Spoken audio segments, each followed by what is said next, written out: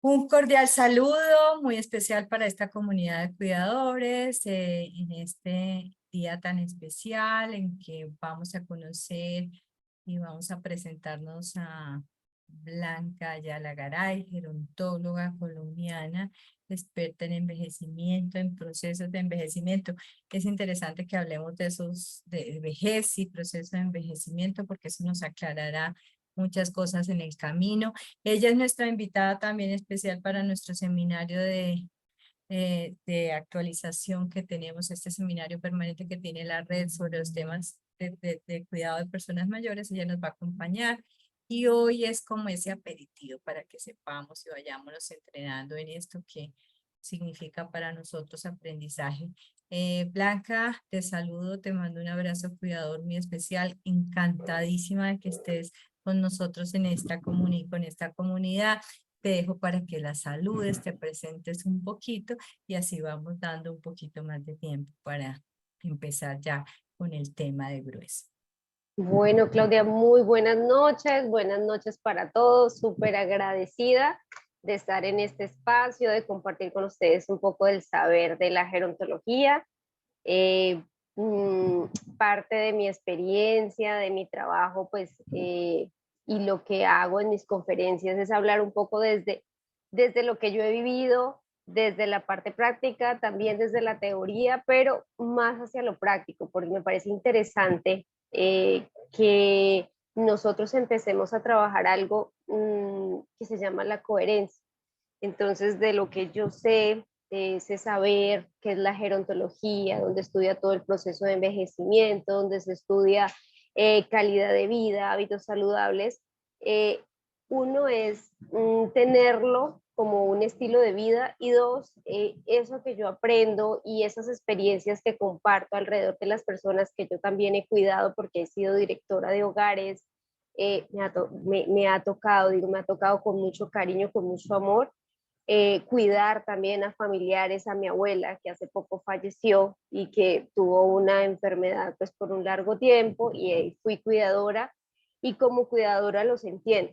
Y en cualquier momento, algo que sé es que en cualquier momento de la vida, no solamente con las personas mayores, sino en cualquier momento de nuestra vida, tenemos esa responsabilidad, tenemos esa responsabilidad con, no solamente con las personas que amamos, sino muchas veces hay personas que también se emplean en esto de ser cuidadores. Mi experiencia laboral ha sido en instituciones públicas, privadas, como directora de hogares.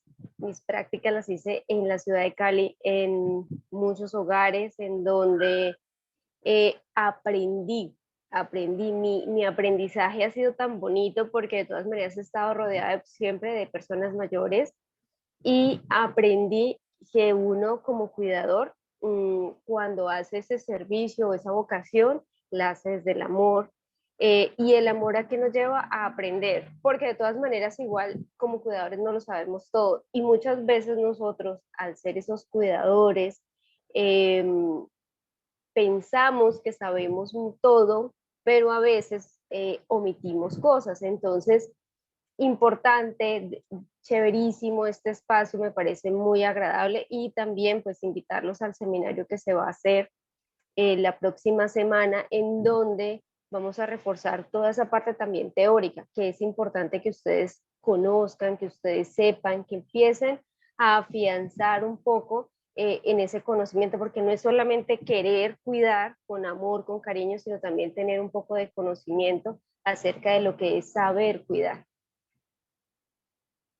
Muchísimas gracias por esa presentación, adoramos. Creo que la comunidad, todos los que nos están escuchando y los que vayan llegando, nos gusta muchísimo hablar desde la práctica porque es la experiencia. La mayoría de las personas que están aquí están ya en experiencia de cuidado y están siempre en continuo aprendizaje. Digamos que a partir de la red latinoamericana de cuidadores hemos encontrado que es de vital importancia que conozcamos, que sepamos un poco más de eso que cotidianamente seguimos, que hacemos, que tú decías lo hacemos desde, se hace de la vocación, desde el servicio, desde el amor, pero con un amor de calidad, un servicio de calidad y una vocación también que signifique una voz de conocimiento, porque no solamente nos volvemos, practicamos en el cuidado, sino somos ejemplo de cuidado y enseñamos a otros a cuidar, porque esto es muy Ujú. importante. Por esa razón, siempre contamos con cuidadores formales también como tú, que nos pueden contar cosas, que nos pueden ayudar a entender ciertos procesos. La gerontología, por ejemplo, ¿por qué es importante la gerontología? Vamos a ver con esa pregunta. Bueno, la gerontología es el estudio del proceso de envejecimiento. Entonces nosotros no solamente vamos a estar trabajando con personas mayores, sino lo hacemos al transcurso de toda la vida, desde la gestación hasta el acompañamiento a la muerte, que es algo muy bonito, que es algo muy simbólico y muy significativo dentro de esta bonita profesión, porque digo muy bonita porque para mí la gerontología es muy humana.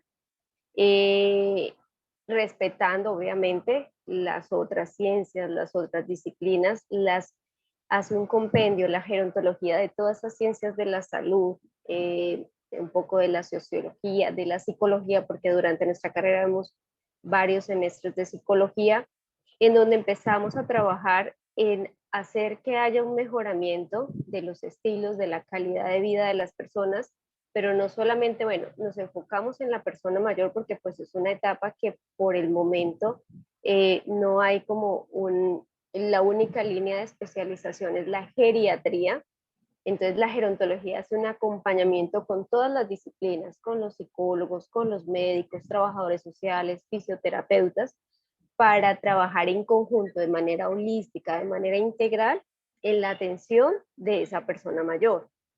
Nos centramos en persona mayor, ¿por qué?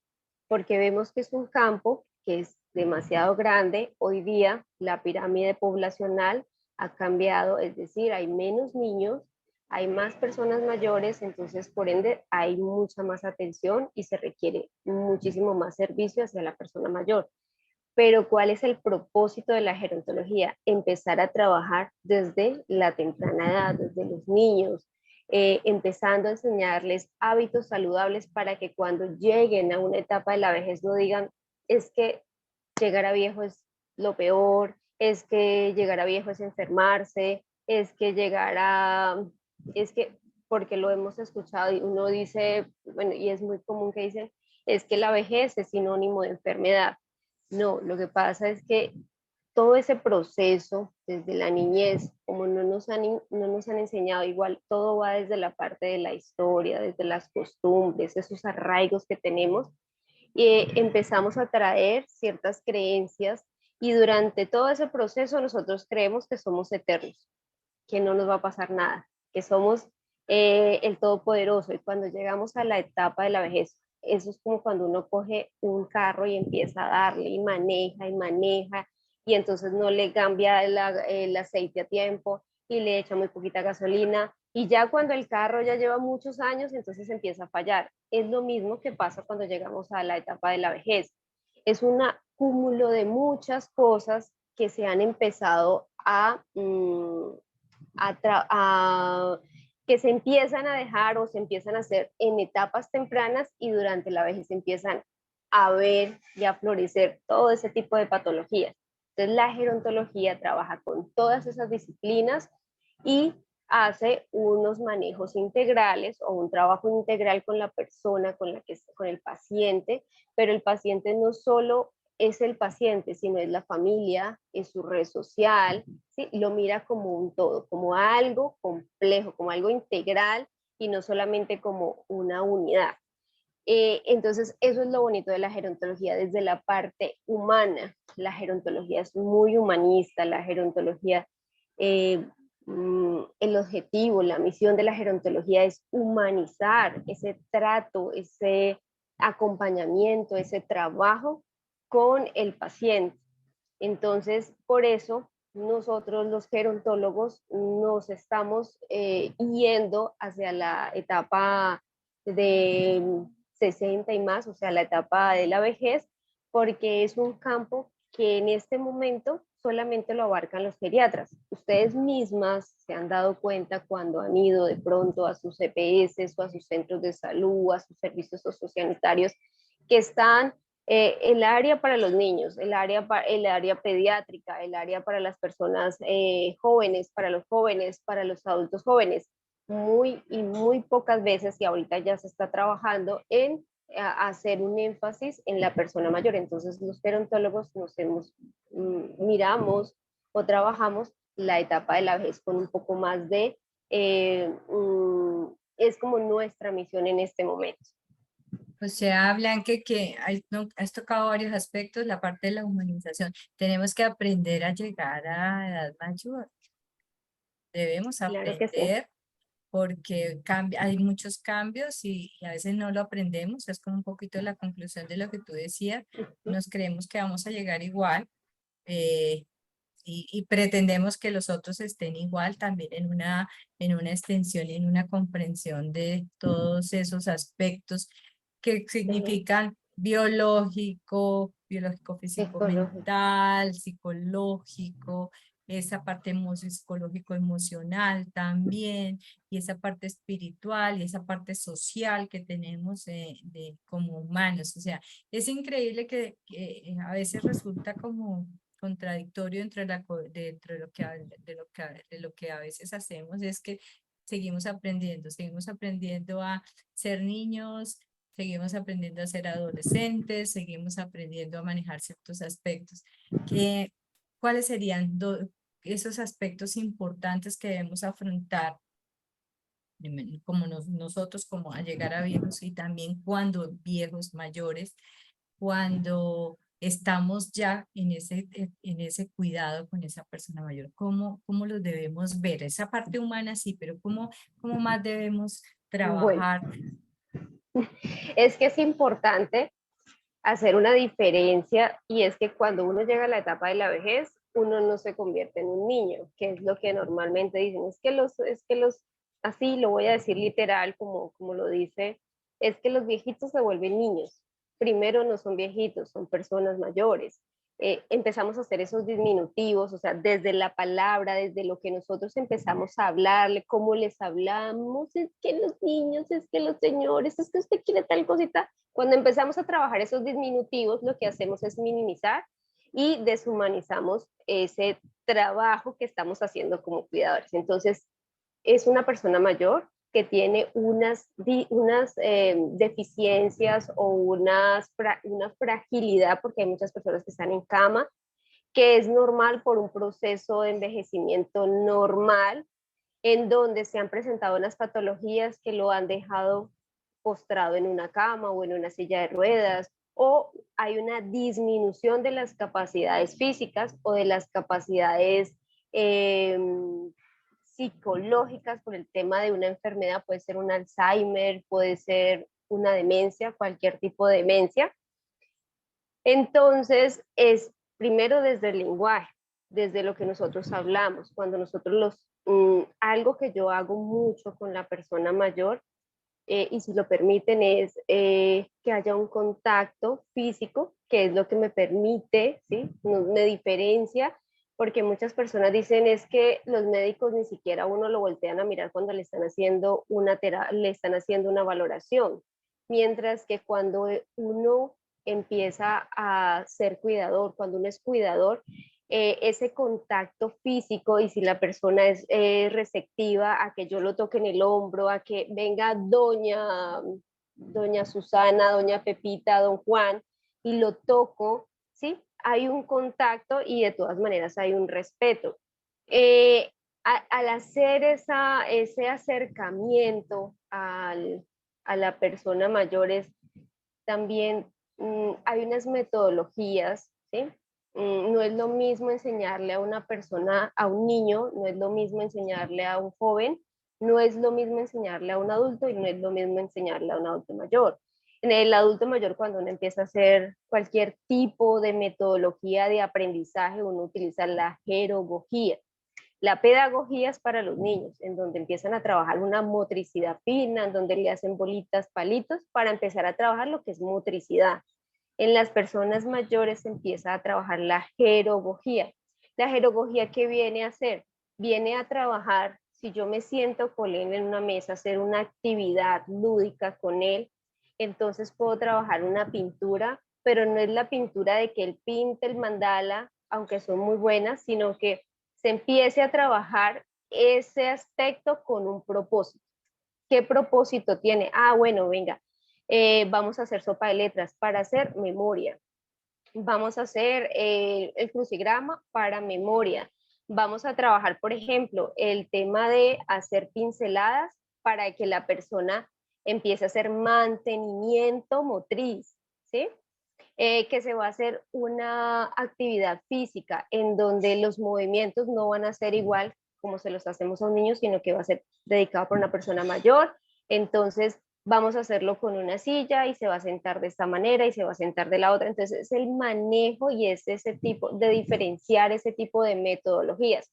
Por eso es que es importante, hay algo muy importante en, pues que lo hablo en las conferencias, y es que nosotros como cuidadores debemos aprender a conocer las patologías que tiene la persona que estamos cuidando.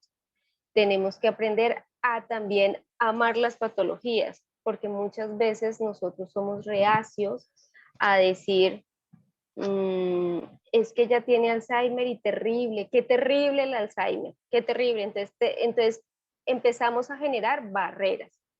Me Entonces, permites, se llama enfermedad con apellido, ¿no? Además de que se es, llama Alzheimer, es más terrible, sí, o sea, es con el adjetivo calificativo, y uno nunca, pues uno sí habla, por ejemplo, de una diabetes, pero no la más terrible. Uno Exacto. dice, Un entonces, cáncer. pero hay un cáncer, el más terrible, no, ya con solo hecho, entonces es muy importante eso que tú acabas de decir, porque nosotros siempre tendemos a exagerar un poco y eso nos Exacto. lleva a otros. Y eso genera que hayan barreras, porque cuando yo empiezo, o sea, hay una limitante, empiezo a limitar muchas cosas en la persona que yo estoy cuidando, porque yo digo, ay, Dios mío, entonces me va a tocar repetirle 10.000 veces la misma cosa, pero no empiezo a mirar estrategias metodológicas, y a eso es a lo que yo voy a esa parte. Nosotros como cuidadores, hay muchos cuidadores que son empíricos, es decir, cuidadores que, no sé, la mamá se enfermó, el papá se enfermó porque tuvo un accidente, entonces tocó cuidar. Pero entonces la persona solamente se dedica a lo básico, baño, comida, que esté bien la cama, el aseo y ya, pero no conoce un poco más allá de lo que es la patología. Entonces por eso se generan esas barreras y uno empieza a decir, no, qué pereza, qué jartera, no, volver a cuidarlo, no, qué pereza. Entonces la persona también se va cansando, porque es que nosotros los cuidadores nos cansamos y eso es normal, es tan normal, eso es algo muy normal, pero entonces voy a otra parte en donde nosotros como cuidadores empezamos a crear redes de apoyo, ¿sí? Esa es otra estrategia que se tiene que hacer en la etapa, cuando tenemos una persona mayor, empezar a crear esas redes de apoyo, porque es que es muy difícil que una sola persona cuide 24/7 a una persona mayor o a quien sea. Es desgastante, genera fatiga, genera cansancio, genera aburrimiento y es normal, es totalmente normal. Pero cuando nosotros empezamos a crear esas redes de apoyo, las cargas se empiezan a equilibrar. Entonces hay una balanza y empezamos a equilibrar. Entonces puede ser con la misma familia, con la comunidad o con instituciones, porque es que a veces por el desconocimiento no lo sabemos, con instituciones del Estado, con alguna institución que nos pueda brindar ese apoyo en el cuidado de la persona que tenemos. No sé si de pronto alguna de las personas que están acá quiere hacer una pregunta, igual pueden intervenir, no hay ningún problema, porque pues la idea no es solamente que yo les hable, sino que ustedes también, si tienen alguna duda en el proceso de lo que estamos hablando, ustedes también entonces lo manifiesten para que sea más interactiva el conversatorio. Yo tengo una pregunta antes de, yo siempre tengo preguntas, pero la idea es la siguiente. ¿Qué es lo primero que afecta? Se afecta en el pensamiento de la persona mayor, entendiendo que pensamiento y memoria pueden ser distintos, ¿no? O deben ser ¿Sí? distintos y deben ser considerados. ¿Qué es lo primero que comienza a cambiar así en ese en ese proceso de envejecimiento? Por lo general, y creo que todos lo pensamos, perdón, todos lo pensamos y es la independencia. Yo me siento independiente, o sea, yo siento una persona que me muevo, que voy, que traigo. Cuando me empiezan a cuidar, pierdo esa independencia, pierdo ya no ser activo, pierdo que otra persona tiene que empezar a pensar por mí.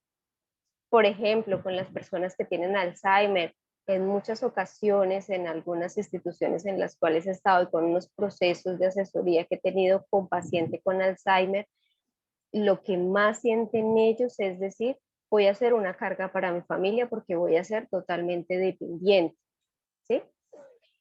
No sé, vámonos no muy lejos. Ahorita este actor, Bruce Willis, que tiene una demencia frontotemporal, él empezó, la misma familia dice que ha sido muy duro para él y para la misma familia saber que él, por ejemplo, ya no puede hablar, ya no se puede expresar y que él tiene que depender de su esposa, de sus hijas, de su madre. Entonces eso es lo más duro. Creo que nosotros como seres humanos lo que más nos genera es como no frustración, sino como ese dolor, es la independencia, la falta de independencia, de no poder hacer las cosas. No sé si alguna de ustedes les piensan lo mismo, de pronto tengan alguna otra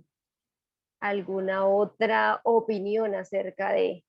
Por lo pronto, Angélica tiene levantada la mano. Habla, Angélica. Gracias, buenas tardes. Mm, yo quisiera preguntar cómo hay adultos, bueno, pues, o personas mayores ya, que no aceptan que ya no tienen la misma movilidad o la fuerza para hacer algo. Y cómo, no sé cómo hacer, cómo poder acercarme. Yo específicamente hablo de mi mamá. Este, mm, Ella me dice que si yo la limito, entonces la estoy haciendo una persona inútil, pero también por su condición, y sí es cierto, yo le digo, mira, sí lo puedes hacer, pero ahora diferente, ¿no? Por ejemplo, no puede llevar una cubeta con agua llena porque se desequilibró su columna, ya los pasos no son iguales, pero me cuesta mucho trabajo, aunque le explico, hoy en la mañana se lo dije, no es que no se pueda hacer, lo puedes hacer, pero de una manera diferente, ¿no? Y entonces lo reflexioné todo el día y digo, ¿es esta el lenguaje correcto para que ella vaya comprendiendo? Porque quería matar un ratón, pero un ratón va muy rápido. Entonces, no, si le pasa por los pies el ratón, ella, pues, no sé cómo, doctora, lo vea ella desde su concepción, que agarra una escoba y quiere darle, pero claro, va a tomarle más tiempo ir por la escoba, pegarle al ratón, y pues va a dar el golpe cuando el ratón ya desapareció. Pero me preocupa porque en esa fuerza se puede ir hacia adelante, caerse, y entonces yo no sé cómo acercarme a ella para explicarle que, y no sé si fue lo correcto en la mañana, que sí lo puedo hacer, pero ahora de una manera distinta, y que habrá cosas que realmente, pues porque la habilidad ya no se tiene a esa edad, aunque sí entiendo que hay personas que son muy conscientes, tienen claridad de dónde están, qué están haciendo, los riesgos, pero a pesar de todo ello, que aunque yo los considero muy sensatos, sí tienen actitudes que los ponen en peligro, como querer alcanzar una planta, una maceta que está colgada y que está a su altura, pero cuando ya la quitaron de la pared, ya no es la misma fuerza y puede caerle hasta sobre un pie. No sé ahí cómo dirigirme o cómo manejarlo con ella para que sí tenga la apertura para pedir ayuda a la persona que esté a su lado, ¿no? Por los riesgos de todo lo que implica que yo pues vivo con ella y la voy evaluando y digo, no es lo mismo que se suba a un banco y quiera bajar la jaula donde está el canario, o que a su altura jale una maceta, o que le quiera pegar a un ratón cuando eso no va a ser posible y acabaría en el piso, y yo no sé luego qué pase con el palo de la escoba, o que quizás yo esté entrando en una etapa así como de mm, eh, aprehensión que a cada movimiento que ella haga lo vea riesgoso, aunque sí, porque justo el domingo sufrió una caída y pasó por algo que quiso hacer, que pues ya no calculó la distancia. Entonces ahí sí agradecería mucho por cómo poder hacer conciencia en ella de los riesgos y de que puede hacer cosas, pero no todas como antes. Hasta aquí mi participación. Muchas gracias. Bueno, muchas gracias, Angélica. Bueno, yo te cuento que eso es muy normal. Creo que es lo más normal del mundo. No solamente lo ves tú, creo que lo vimos todos. Yo recuerdo también lo mismo con mi abuelita. Ella quería hacer absolutamente todo, pero ¿qué es lo que pasa?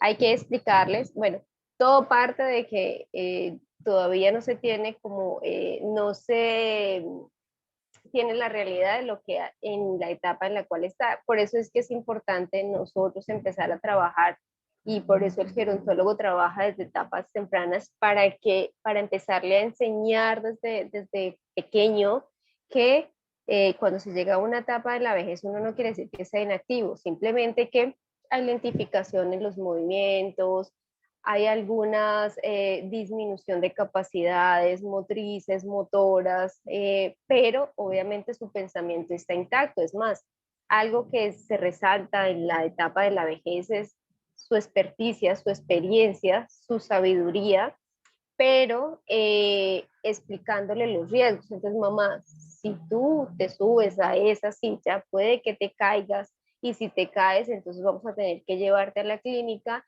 y en la clínica posiblemente te van a, si te rompes una pierna, entonces vas a estar con un yeso. Mamá, pero las implicaciones van más allá, porque de todas maneras, por una fractura de cadera, te puedes fracturar la cadera, puedes quedar postrada en una silla de ruedas y va a ser más complicado. Es explicarle todo el panorama, es decirle, no solamente el riesgo es para ti, el riesgo es también para mí, porque si ahorita que estás con tu movilidad, puedes ir, venir, es fácil para ti, imagínate que estés en una silla de ruedas, es explicarle, no es decirle, y explicarle desde una manera muy realista, sin minimizarlo, sin creer que ellos son niños y que no entienden, porque es lo más, digamos, es como el estereotipo que se ha tenido durante toda la vida, que a los adultos mayores hay que tratarlos como niños, no, es explicándoles las causas, las consecuencias, a menos de que la persona tenga un déficit o una falencia de tipo psiquiátrica, de tipo psíquica, sí, por ejemplo, no sé, una enfermedad mental, una demencia en donde así usted le pueda explicar 10.000 veces las mismas cosas, la persona no le va a entender porque hay una patología de base. Eso es, digamos, eso sería lo que se debería entrar a evaluar, pero si es una persona que es activa, que no tiene ningún tipo de patología, y que simplemente lo hace porque se considera que todavía es, entonces busquémosles otras actividades, mamá, tú no te puedes subir allá, ven, yo lo hago, pero o le bajo las matas, le digo, venga, se las pongo a una altura en donde ella no le represente tanto riesgo, porque hay que también nosotros también tenemos que empezar a quitar esas barreras arquitectónicas que a veces tenemos, pues obviamente porque hay una funcionalidad, pero si las matas o el pajarito está muy arriba, pues bajémoselo, no se lo pongamos a una altura en donde ella no lo va a poder alcanzar. Es empezar también a darle esas herramientas a ellos, en donde las matas estén a su nivel, en donde sí quiere matar el ratón, pero no puede. Entonces le dice, no, mamá, es que déjame eso a mí, que yo puedo, no, pongámosles, no sé, alguna otra cosa, alguna trampa para que pues igual el ratoncito tampoco sufra, buscarle esas alternativas, no reforzarles que tú no puedes, porque hay algo que tiene el ser humano, cuando nosotros nos dicen no puedes, entonces el cerebro empieza a trabajar y a decir, no, yo sí puedo, y es que usted está diciendo que yo no puedo, pero yo sí puedo, y entonces es el desafío, porque esa es la naturaleza del ser humano, eso es algo innegable. Entonces, cuando las palabras tienen poder, decía mi madre, mi abuelita decía, mi abuelita decía, las palabras tienen poder. Entonces, cuando a mí me dicen no, yo digo sí, porque yo puedo. Entonces, buscar esas alternativas. Ya por lo pronto ya colocaron trampa para ratones, dice Angélica. Victoria Sí. Eugenia decía una cosa importante y era que A veces es más difícil para los que están alrededor entender eso. Uno como hijo o ir entendiendo eso sin no tratar de ofender lo que tú acabas de decir, usando una comunicación asertiva, tratando de mandar esos mensajes sin lastimar a las personas. Y eso está Sí, muy claro. Hay una cosa que es muy importante y que no quisiera dejar de pasar y es sobre estas barreras de muchos modelos, de muchos tipos, verbales incluso, formas y estas arquitectónicas. Hay maneras de ser muy respetuoso en el cambio de los escenarios de las personas de su casa, por ejemplo, del uso de ciertas circunstancias hay que irlas haciendo. Hay que hacerlos partícipe de los cambios para que lo vayan sintiendo, cómo te mueves mejor acá, dónde te queda más fácil prender la luz, una cantidad de cosas que se pueden ir negociando para que la persona también sienta claridad de lo que está, de lo que está viviendo. Entonces, muy importante esto, entenderlo del entorno, entenderlo de la persona. Y es efectivo, mire, esto yo lo hablo a partir de muchas experiencias y es que uno no logra a veces concientizarse de que ha cambiado, de que uno no puede hacer las cosas lo mismo y uno sigue como muy terco en querer que sea de la misma manera. Entonces, cambia la manera, cambia la forma, cambia el tiempo, cambia la velocidad, pero se puede seguir haciendo. Y afortunadamente el ser humano encuentra muchas herramientas para ayudarlo a uno con estas cosas. Las agujas a veces traen el huequito más grande, el hilo es diferente. Hay una cantidad de cosas que nos ayudan muchísimo sin quitar las habilidades de las personas. Bueno, cuando ya no estamos tan mal en algunas circunstancias. Entonces, qué bonita intervención de Angélica, Victoria Eugenia. Acuérdese que si tienen más preguntas, estamos aquí dispuestos. Angélica está en México. Aquí tenemos gente de Argentina, de Ecuador. Bueno, siempre tenemos, pero vamos a tener siempre las mismas situaciones. Entonces, de esa independencia que hablamos, que era una característica de cambio del pensamiento, estamos hablando cómo pensamos. Encontramos estas barreras, creemos que podemos seguir haciendo lo mismo, y las personas que están alrededor esperan que nosotros sigamos siendo los mismos. Difícil. ¿Qué otra cosa podemos hablar de esto?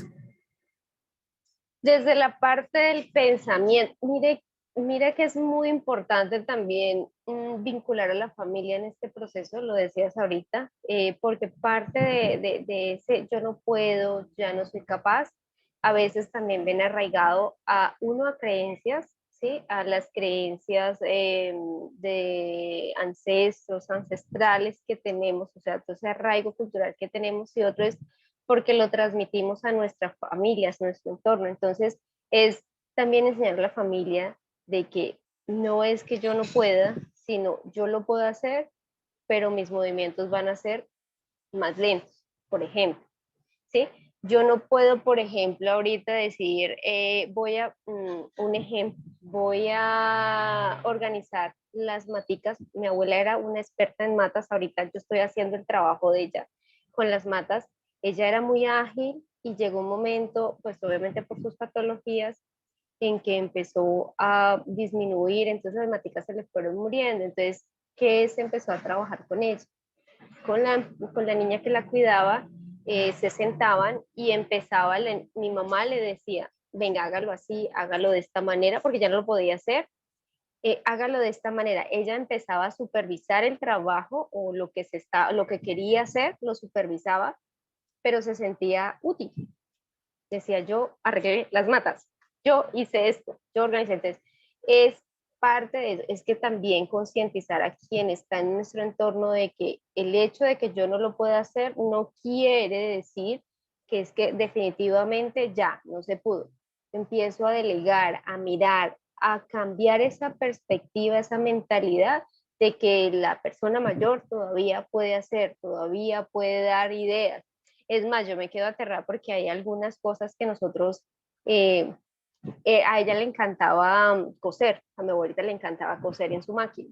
Yo no tengo ni idea de qué es una máquina, yo no sé coger nada de eso, la verdad nunca la aprendí, pero para mí era más fácil, por ejemplo, coger el dobladillo de una cortina de una manera. Y ella me decía, no, venga, yo le explico cómo se hace, porque si usted lo hace de esta manera, entonces se le va a dañar el dobladillo y usted no va a poder después y tiene que volverlo a hacer. O sea, me dice, eso es más trabajo para el perezoso. Y yo lo hacía rápido porque yo era más ágil. Y yo decía, no, es que yo lo necesito ya. Decía, no, venga, yo le explico. Entonces, inclusive me enseñó a coser el dobladillo, los dobladillos con aguja. Me chuzaba y todo, pero ella me decía, venga, le explico cómo se tiene que enhebrar la aguja y cómo se tiene que hacer para un lado y para otro para que el dobladillo le quede perfecto y no se le vea por el otro lado el hilo.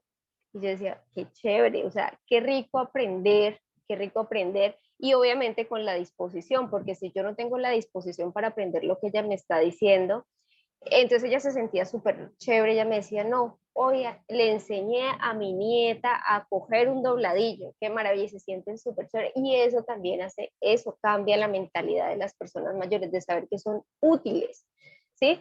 Porque muchas veces se relegan, muchas veces la misma familia dice, no, es que pobrecita, quédese ahí sentadita mirando televisión porque es que usted no puede hacer nada. Quédese ahí tranquilita y le traen el desayunito, todo ahí sentadita, entonces empiezan a minimizarlo y hacerlo totalmente dependiente y también dependiente de esa parte emocional. Cuando ellos lo que quieren es, y es más, uno, yo me pongo a pensar, por ejemplo, si en este momento yo llegara, sí, yo tengo 39 años, y donde yo llegara, no sé, a tener un accidente, a estar en una silla de ruedas, lo que yo quisiera es, primero, tener plena conciencia de todo lo que pasa a mi alrededor y a pesar de que tenga una limitación física, poder hacer las cosas a un ritmo. Yo sé que va a ser totalmente diferente, pero que lo puedo hacer. Entonces, de eso parte ese cambio de concepción que se tiene acerca del proceso de envejecimiento, porque es que muchas veces nos anclamos solamente en la etapa de la vejez, cuando tenemos que empezar a trabajar todo ese proceso de envejecimiento. Cuando nosotros empezamos a amar ese proceso de envejecimiento, créanme que la etapa de la vejez no va a ser tan complicada, no va a ser tan compleja y al contrario, va a ser esos años chéveres, bonitos, venideros, esos años en donde va a haber un envejecimiento, que es lo que habla la Organización Mundial de la Salud durante del 2020 al 2030, que es la década del envejecimiento activo y saludable, que en eso es lo que se está trabajando y eso es lo que se hace, por ejemplo, en este tipo de espacios. Hay una cosa que quisiera, me surge de esto que estás hablando, decía la gerontología, estudia un poco la psicología. ¿Por qué será que es difícil, digamos que es complejo a veces que las personas mayores reciban esa ayuda psicológica desde esa perspectiva y se necesita? Y a veces el entorno o los familiares no creemos que sea necesario porque los vemos, los seguimos viendo como que eso siempre fue así, ¿cierto? Fue así necio, entonces ahora lo que le dio fue más neciera. Entonces, a eso me refería un poco en el aprendizaje y cuán importante es que otras personas nos enseñen a la familia, nos enseñen a nosotros y a nosotros como persona, a nosotros como cuidadores, a que hay cosas dentro de la psicología, metodologías que tú decías, o formas de hacer que podamos entender este tipo de procesos, la utilidad, seguir siendo un poco independiente en ciertas cosas, a pesar de que seamos dependientes de ciertos cuidados. Entonces, ¿cómo trabajamos esa parte de integrar a nuestra vida este aprendizaje de este nuevo pensamiento y de estas nuevas formas de pensar? Bueno, ahí está muy interesante esa pregunta porque, por ejemplo, en los hogares, me pasa en los hogares y lo voy a hablar pues desde la parte de la experiencia, en los hogares muchas veces hay psicólogos y entonces le dicen las mismas personas, ¿yo para qué? ¿Yo para qué necesito un psicólogo? O sea, yo ya está, ya para qué, loro viejo no aprende a hablar. eso es un dicho de acá de Colombia, ¿no? Loro viejo no aprende a hablar. ¿Cómo para qué? Cuando hay unos cambios, la psicología nos habla a través de la experiencia que en las etapas tempranas, cuando no hay un buen desarrollo, se empiezan a ver, a visualizar y a exteriorizar comportamientos que durante la etapa de la niñez, de la adolescencia, empezaron a generar ese caos en nosotros, ¿sí? Entonces, cuando llegamos a la etapa de la vejez, por lo general, se hacen esos detonantes. Entonces, lo hablo por un caso en particular, una persona que durante toda su vida la conocí, era la tía de un muy buen amigo mío, toda la vida fue educadora, una señora muy, muy educada, nunca se le escuchó una mala palabra, trabajaba con niñas en un colegio feminista, pero cuando llegó a los 60, casi 70 años, empezó a desarrollar una patología, una demencia. Fue mal diagnosticada.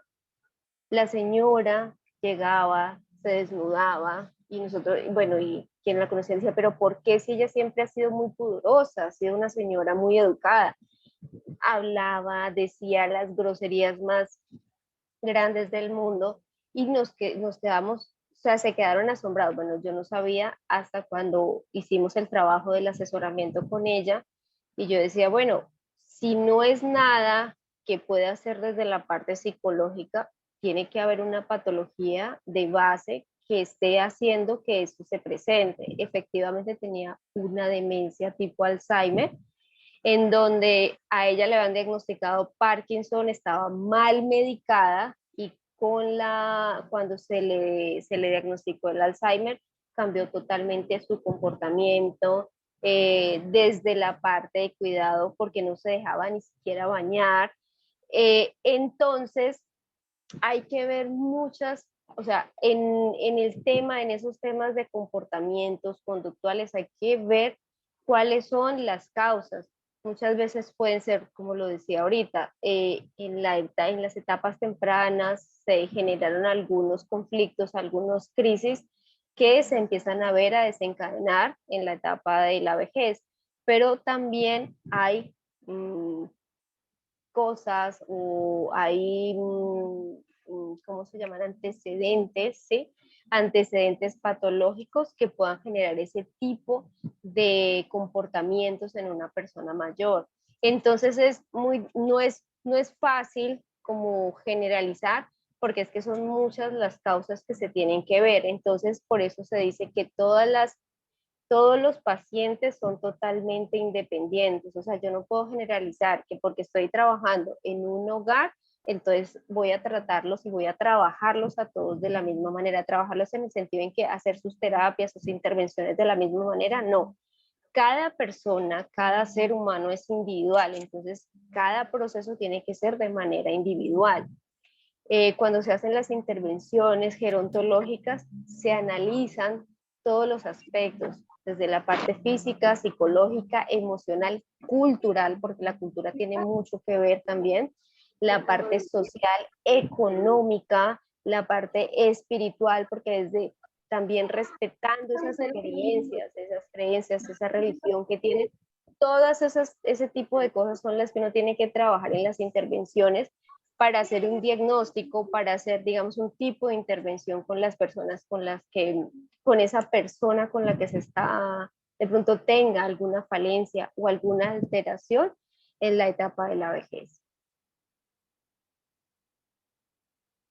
Sí, porque normalmente pensamos que eso no sea posible y sobre todo nos pasa mucho a la familia o a los que estamos muy cercanos. Ana, Rosa levantó la mano. Buenas noches, ¿cómo están? Dios les bendiga a todos y a todas. Mi pregunta es la siguiente, yo soy cuidadora de adulta mayor y asisto a dos abuelitos, uno que tiene Alzheimer y otro que tiene diabetes. Estos adultos mayores tienen 91 años, pero la adulta mayor que tiene Alzheimer es complicado con el cambio de emociones, porque usualmente cambia de emociones muy rápido y es muy irritable. Se irrita con mucha facilidad, es muy sensible a una mirada. A veces cuando va a tomar la siesta, cuando se levanta, se quiere quitar la ropa donde sea que esté y empieza a decir groserías y está muy irritable, como que si alguien le hubiese hecho algo y nada le pasó.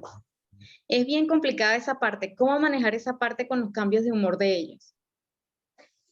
Bueno, ahí es bien interesante esa parte, sobre todo con patologías, con demencias. Primero, saber que esté bien diagnosticada, porque lo que pasa es que muchas veces se confunden entre una demencia tipo Alzheimer o una frontotemporal. Son muy parecidas, pero los síntomas y lo mismo cuando se empiezan a generar esas crisis son diferentes. Por lo general en la frontotemporal hay desinhibición, se desinhiben de su parte, su ropa, se desvisten, hablan son muy soeces en sus palabras, ¿sí? Entonces, uno, mirar esa parte. Segundo, los medicamentos. ¿Por qué? Yo lo digo porque me ha tocado ver que hay unas personas que están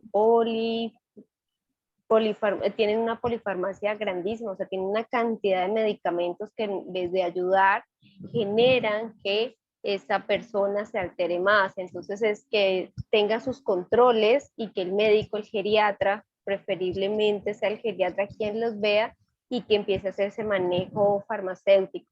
Y ya tú como cuidadora, ¿sí? En ese rol de cuidadora, es empezar, uno siempre que se dirige a una persona con Alzheimer lo tiene que, bueno, lo digo desde mi experiencia, es hablar no de manera agresiva, es que tiene que hacer esto, es que por favor no diga esto, es que no sea grosera, o sea, no reforzarles esa conducta, ¿sí?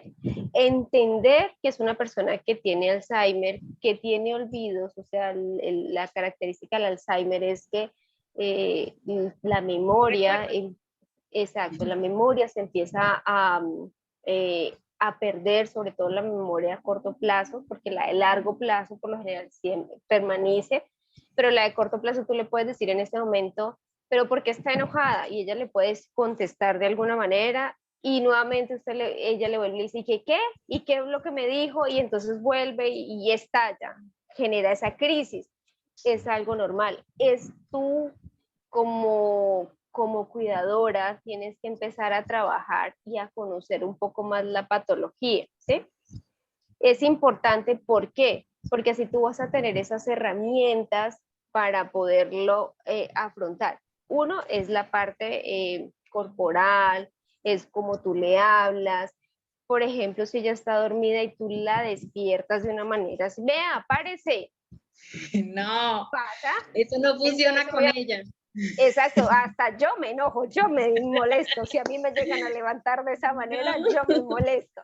Pero en el caso de ellos es tocando un hombro, tratando de tener contacto físico, a veces es importante cuando usted la toca, porque genera calma, generas una calma. Entonces, doña Teresita, venga, vamos allí, y la coge con cuidado y va y despacio. Tratas de manejar la situación con calma y que ella vea la tranquilidad que tú le transmites.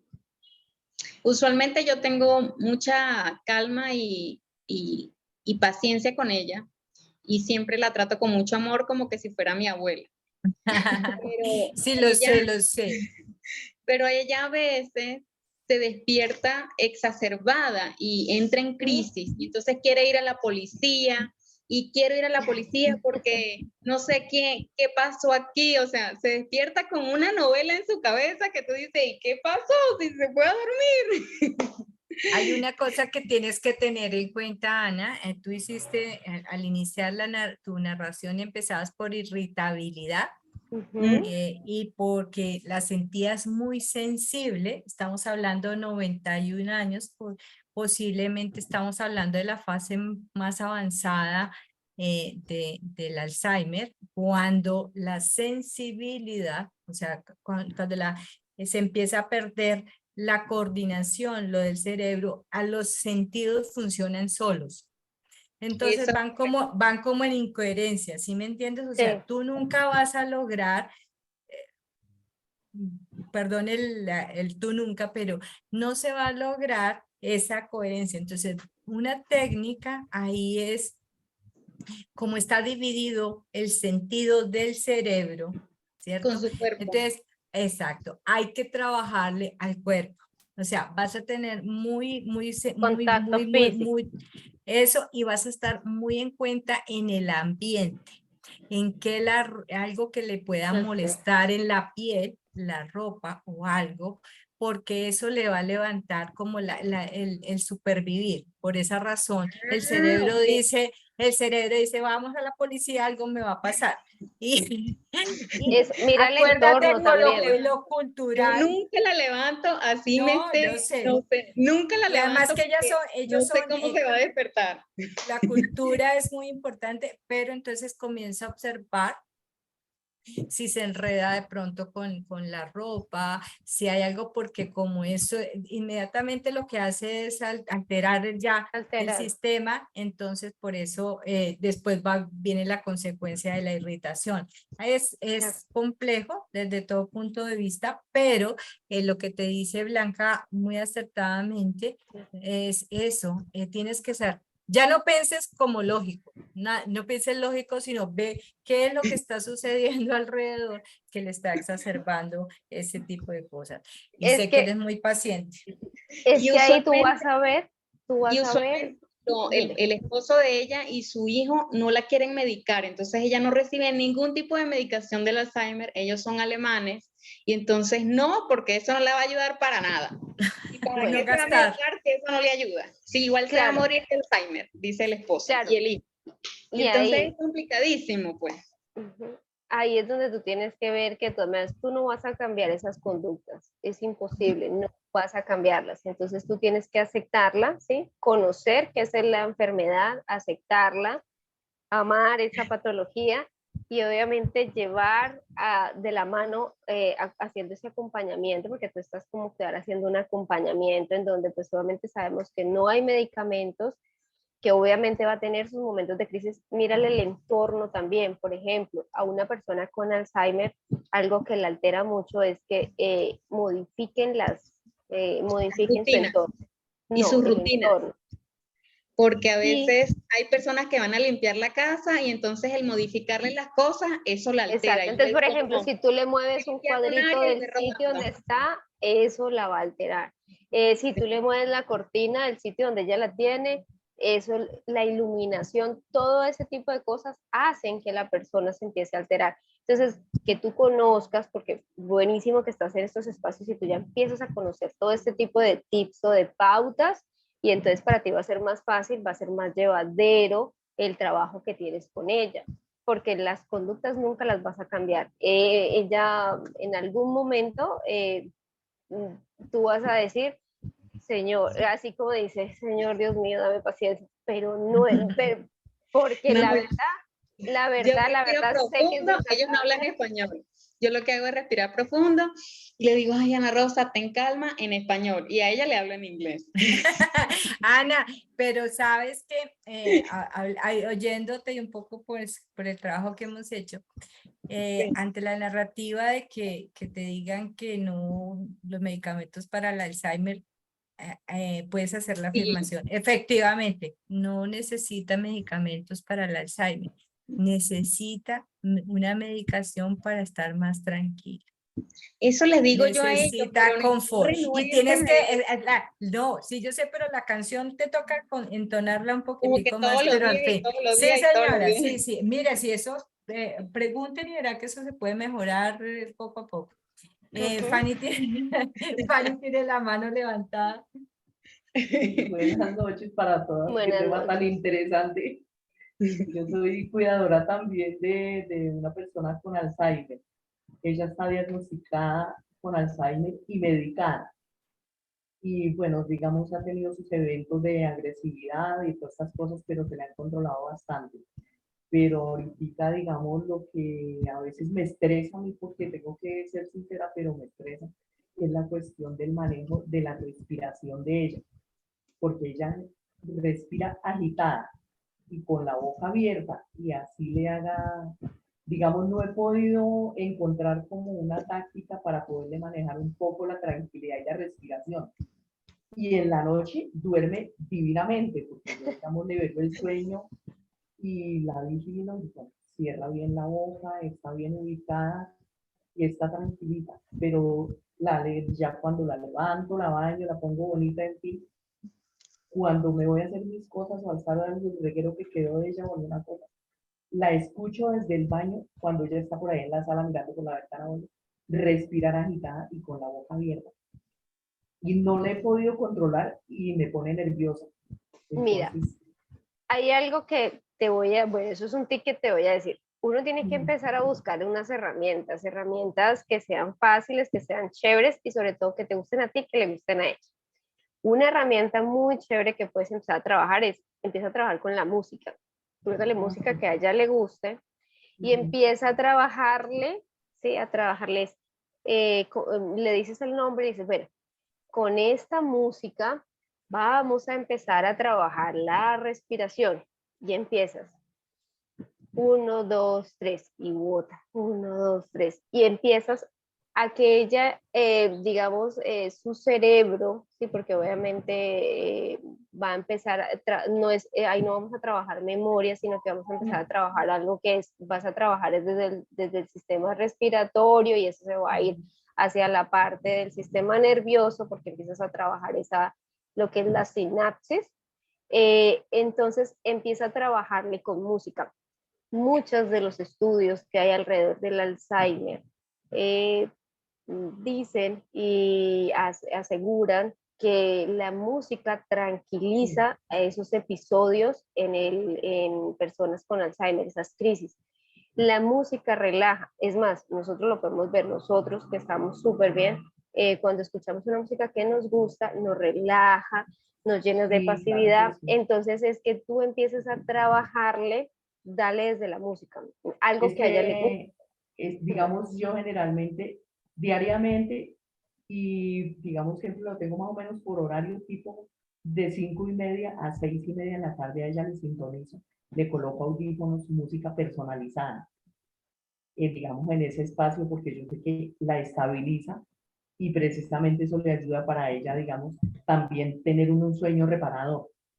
Pero, digamos, la respiración es, digamos, tema del día, desde el momento en que terminó de desayunar. Digo, pero si está sentadita, le acaba de dar las cosas y ella está medicada. Pero no, ella se agita de una manera que parece que fuera, mejor dicho, a toda, corriendo y Sí, ya, claro. y no cierra la boca. Y digamos, sea como sea, sí me toca estarle hidratando la boca, porque se le reseca la boca total. Sí, sí, eso es Entonces, normal. obvio que no, no es, digamos, Y un poco complejo. han de pronto consultado con fonoaudiología, otorrinolaringología, con la otorrino, que también puede trabajar esa parte. La fonoaudióloga vino acá y le hizo terapias. Sí. Sí, ella le hizo una sección de terapias, y pues yo le estoy haciendo las terapias que ella me recomendó, siguiéndole las terapias, pero pues la verdad no sé, digamos, no le he podido controlar como tal lo que es la respiración. Hay momentos en que ella está supremamente tranquila, está entretenida porque ella como fue diseñadora, ella cosía, ella le encanta estar doblando algo. Cuando se entretiene a veces está así, pero si está agitada, la sola mirada ya es agresiva y agitada. Sí, Entonces, claro. digamos, Entonces, hay y como sentimientos encontrados. si le buscas una alternativa de hacerle alguna actividad que a ella le guste, acompañado de música, acompañado, por ejemplo, de texturas, acompañado de aromas, ¿sí? Que puedan trabajar o sea, puedan trabajar todo lo que es sistema nervioso, porque pues tú dices que cuando está ocupada, pues no tiene esa respiración agitada, sino que tú empiezas a trabajar esa parte con texturas, donde ella pueda manipular cosas y tenga cosas en la mano para que ella pueda hacer el trabajo de Como un respiración ejercicio, sí. o con los aromas también. La aromaterapia también es muy buena y es un muy buen elemento que Y ayuda a... ahí, ¿cómo se Dime. maneja la aromaterapia? Porque es así nunca, digamos, no, no he Con manejado aromaterapia. sensaciones oleosas, o sea, con aceites, puede ser un aceite de algo que a ella le guste. Trata de indagar mucho en esos aromas que le generan reminiscencias a ellas. Acuérdate que nosotros en el Alzheimer la memoria a largo plazo es la que más perdura, entonces digamos empieza a indagar como en esa parte de la niñez, en la juventud o cuando era qué aroma le gustaba y lo puedes hacer desde la parte de aceites para que lo esté oliendo o esas esencias que se colocan en el ambiente. Eso también genera genera una estimulación en el sistema nervioso y en la sinapsis de las neuronas y entonces hace que ella esté ocupada y que esté pensando en otra cosa, que sus pensamientos o su motivación sea el estar ocupada y te pueda generar que empiece a mejorar la respiración. Pues yo lo veo, claro que desde algo general, porque ya tocaría ver específicamente, porque es que cada caso es diferente. Yo te doy una idea general, pero posiblemente ya uno haciendo la intervención puede ser otra cosa. Por eso es muy importante lo que dice, por ejemplo, la aromaterapia. Hay que ser un poquito cuidadosos porque hay olores muy fuertes. El olfato hay que tenerlo con mucha consideración, sobre todo en una estimulación. De pronto puede generar otras cosas. Y entiendo que si la persona está muy mayor, que sé que de pronto es tu persona cuidada, al momento, estas movimientos rápidos de agitación que está por ahí para de cabeza, es una sensación de hablar, de querer decir cosas, entonces al tratar de moverte, entras el aire y se le ocasiona la respiración comienza a obstruirse, entonces hay que tratar de, y por eso tú dices, se va generando una ansiedad, porque quiere hacer algo y no se le puede dar, y luego viene la incoherencia, lo que hablábamos siempre, lo que estábamos hablando, la incoherencia de lo que se quiere hacer y lo que no se alcanza a hacer desde el cerebro, entonces tienes que ser un poco cuidadosa, porque fíjate que en estado de calma está bien, o sea, está la organización de eso, pero la ansiedad debe ser alguna cosa que quiere decir o que quiere hacer, entonces hay que revisar a ver qué es lo que pasa cada vez que dice todas esas cosas, porque del resto sí, acuérdate que tenemos que estar hidratando y haciendo Sí, cositas para claro que que se esté sí, todo bien. porque ella de por sí, digamos, ha perdido mucho el lenguaje, la terminología, nada de eso de ella. Esto de la agitación en la respiración y los La está diciendo, movimientos a cuando... veces le provoca uno arrancar. Sí, Sí, señora. Angélica. claro, sí. Muchas gracias. Bueno, con gusto. Sí, gracias. Yo estaba, ahorita que comenzaba la compañera que ha perdido lenguaje, su paciente, no sé si a raíz de la pandemia, esto, escuché un artículo con unos psiquiatras y hablaban de cuando una persona, aún soltera, independientemente de la edad, está aislada, porque bueno, así lo decide, y vivieron solas, en el periodo de la pandemia más intenso, pues aunado a que les gustaba estar solos, después se vieron obligados, ¿no? Entonces, se comprobó que una persona que está sola, que es económicamente activa y que lo decidió, a largo plazo, esa falta de estar en sociedad o estar conviviendo con las personas, es, sí trae como consecuencia que se pierde el lenguaje. Yo, bueno, quisiera saber cómo, si esto se potencia hacia, o si es un trastorno, o bueno, yo no sé si es una enfermedad de algunas personas que no quieren ya convivir, que antes de la pandemia, y bueno, que sí rebasan los 60 años, porque pues he conocido algunos familiares, ya vivían como en una soledad y si se potenció, ahora son un poco más agresivos y hablan mucho de esa necesidad que tienen o del disfrute que viven estando aislados, pero a mí me parece que no, no sé, doctoras, ustedes, creo que no es normal porque las mujeres hablamos siempre mucho, ¿no? Entonces, es en cualquier momento de la vida. Y a mí me parece que no es normal si es una persona, pues si es mujer y ha estado sola y se potencia más, yo no disfrutaría estar sola. Casi siempre buscamos estar acompañados y en muchos asilos aquí en Ciudad de México se promueve pues como el apoyo del voluntariado para ir a visitar a las personas mayores que están en asilos, porque a veces no tienen quien los visiten o sí tienen, pero ya no van. Y pues un rato de conversación con una persona mayor les hace mucho bien. Y como ustedes comentaban, a lo mejor esa reminiscencia, no del presente, pero sí de su juventud o más hacia atrás, que es como lo que está más presente, ellos disfrutan mucho recordando, ¿no? Qué les gustaba comer, cómo jugaban, con qué olían, hasta el color de las cosas o los espacios donde estaban.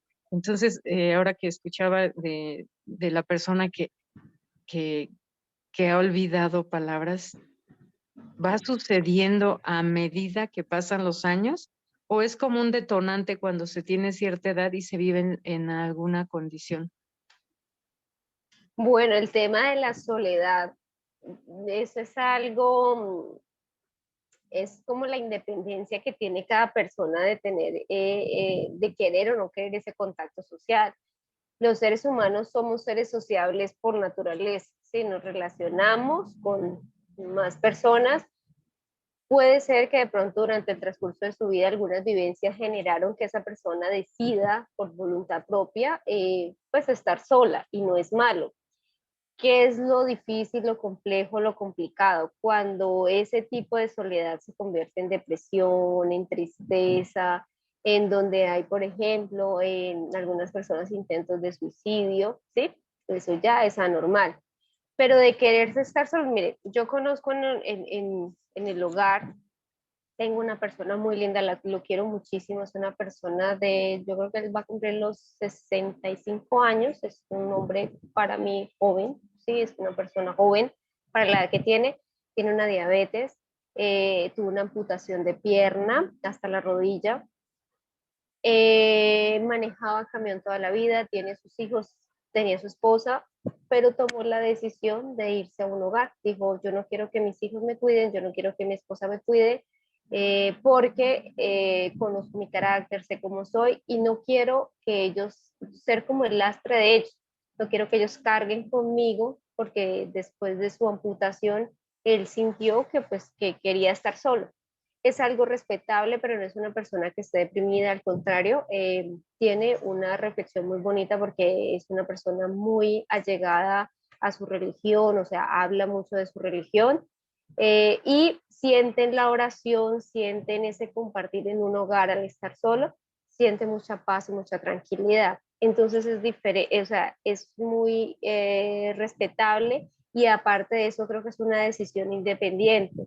Así como a mí de pronto no me gustaría llegar a la etapa de la vejez sola, hay personas que sí lo desean.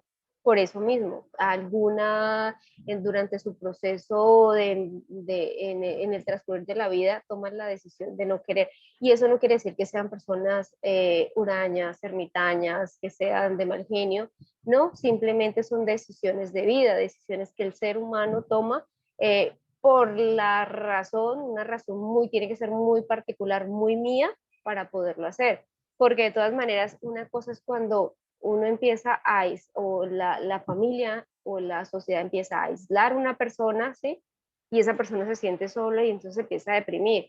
Otra cosa es cuando yo desde mis preceptos o mi propósito o lo que yo quiero en mi vida es estar solo. Entonces es muy respetable y no es malo, no es malo.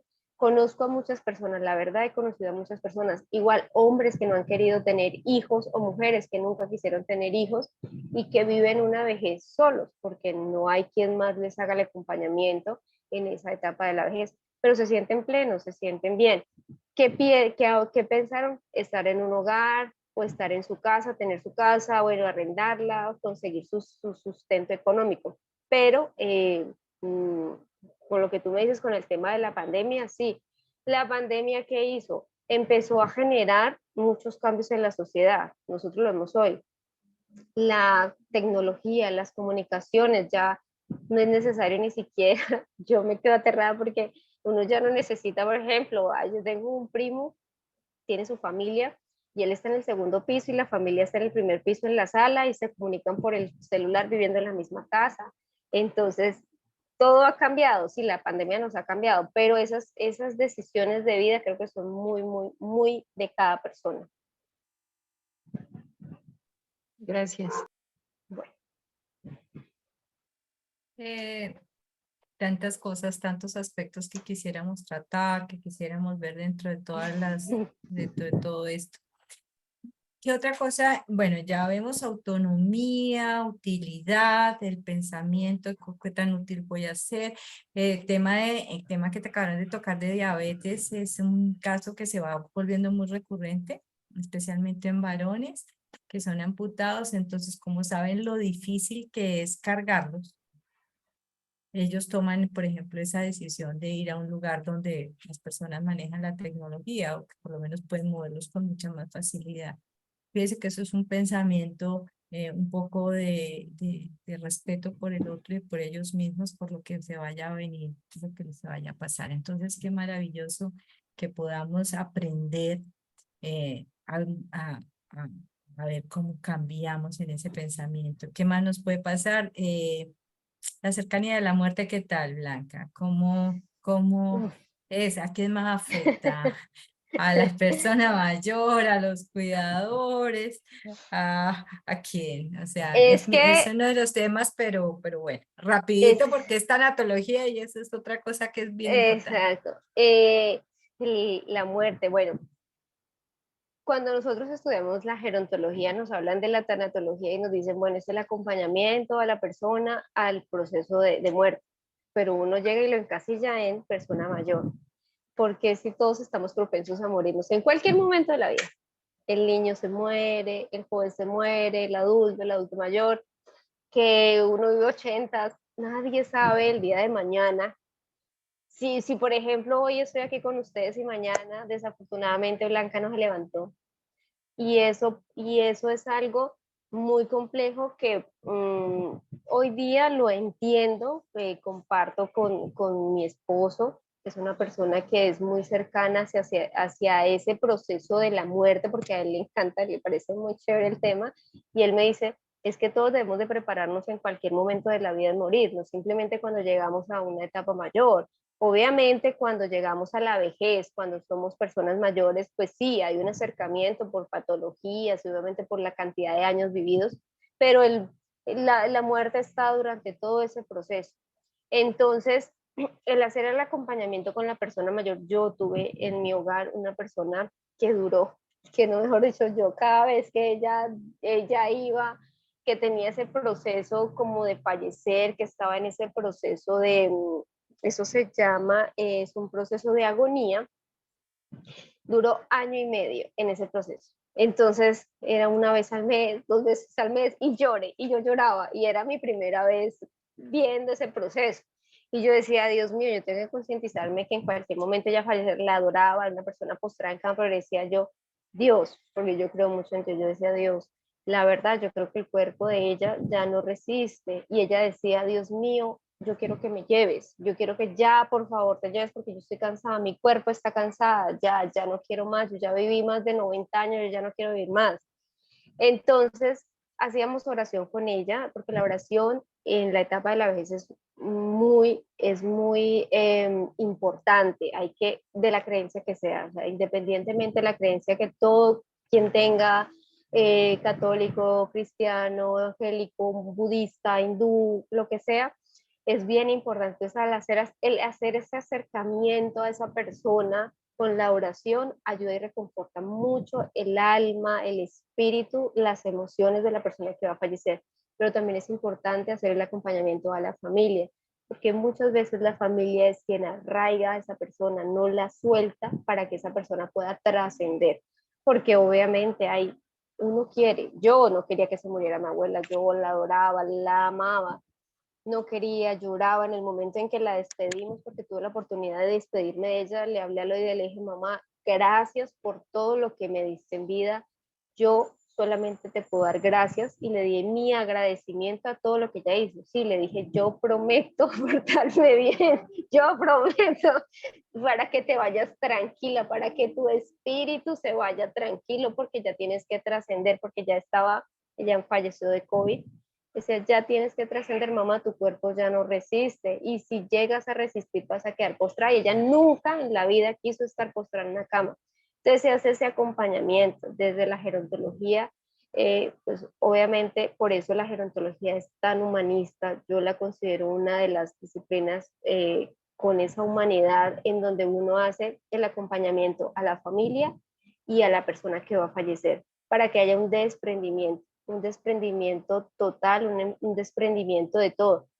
Muchas veces uno dice tiene que perdonar, no es perdonar, es agradecer por absolutamente todo lo que uno ha vivido, todo lo que ha dado, todo lo que ha recibido, todo lo que uno ha experimentado en esta vida, que ha sido valioso y maravilloso, y que ya simplemente tiene que trascender a otro plano, no sé a dónde, porque pues bueno, los católicos dicen que al cielo, otros dirán que al infierno, otros dirán que al más allá, no sabemos en dónde, pero bueno, pero es ese trascender, y que a nosotros nos llene de la satisfacción, sobre todo de que si es un familiar, si es una persona, si yo soy una cuidadora, también de hacer ese desprendimiento, porque los cuidadores nos aferramos mucho a las personas que cuidamos, y eso sí se ha demostrado, que cuando nosotros no dejamos, no queremos que esa persona fallezca, lo seguimos anclando a este plano físico. Entonces es hacer esos desprendimientos. Y es bien bonito, interesante. La tanatología tiene muchas cosas bonitas, y el conocerte la muerte es muy bonito. Y qué rico empezar a conocerlo desde niño. Desde niño para uno, porque uno no sabe en qué momento va a fallecer. Lo único que sabemos, y lo único que es cierto y que dicen las estadísticas, y que dicen que todos vamos a fallecer. Que la única condición para morir es estar vivos. Muy bien. Estar vivos, sí, Para señora. pasar al otro lado. Bueno, mira, ha sido muy enriquecedora tu charla, tus temas. Creo que es una voz muy suave, joven, vital, con experiencia, que nos puede enseñar. Siempre, como toda la comunidad, muy agradecida. Espero que si hay preguntas, todavía tenemos un minutico todavía, pero es muy importante que hagamos la siguiente reflexión. A veces uno oye que el cuidador dice, no, es que a mí me toca actuar como psicólogo, me toca actuar como gerontólogo, me toca hablar como el médico, me toca actuar como... No es que nos toque actuar, lo que pasa es que el rol del cuidador nos involucra dentro de todos estos roles, y por eso es tan importante que escuchemos estas voces que nos enseñan, que nos dan herramientas, que nos dan tecnología, que nos enseñan una ruta que nos mejora nuestra calidad de trabajo, el peso, que la responsabilidad que ello implica. Por esa razón siempre estamos en estos temas de innovación, que es lo que estamos trabajando y lo que vamos a trabajar con Blanca, con nuestras gerontólogas, con nuestro gerontólogo mexicano, con el tema de la inclusión, de la soledad no deseada, no pedida, porque es que ahí hay unos temas bien importantes, porque es que tal vez uno sabe que no tuvo hijos, pero uno nunca debe tener hijos para que lo cuiden. Uno debiera pensar que al final de la vida, o al final en unas circunstancias, puede tener otra comunidad que lo acoja, otro hogar, otras personas que forman parte también de nuestra vida. Esto es un poco el aspecto cultural que tocaba Blanca también al principio, una cantidad de ideas que tenemos sobre cómo debemos llegar, cómo debe ser, quién es el bueno, quién es el malo, que aquí lo hemos visto dentro de muchas circunstancias. Entonces, agradecidísimos desde la Red Latinoamericana de Cuidadores con Blanca, agradecidísimos con todos ustedes que venimos y nos hacemos estos encuentros tan maravillosos, esta comunidad que crece, que ojalá pues nos propongan temas. El tema de la tanatología a veces es importante, otros no lo quieren tocar mucho. Tenemos que ver que sí, que no. Y la propuesta de temas también nace de ustedes, los esperamos entonces. La otra semana vamos a estar trabajando en el seminario, espero que estén con nosotros. Y muchísimas gracias. Abrazo, cuidador. Infinitas gracias, Blanca. Infinitas gracias Gracias a a todos ustedes. ustedes. Un abrazo, Dios los cuidador. bendiga, un abrazo para todos, Dios los bendiga. Gracias, doctora, Amén. muy amable. Amén. Una Muy feliz noche. enriquecedora su charla. Y que tengan un descanso reparador. Doctoras, gracias. Gracias, doctorita. Gracias. Gracias. Lleno del amor Excelente del tema. Señor. Un abrazo.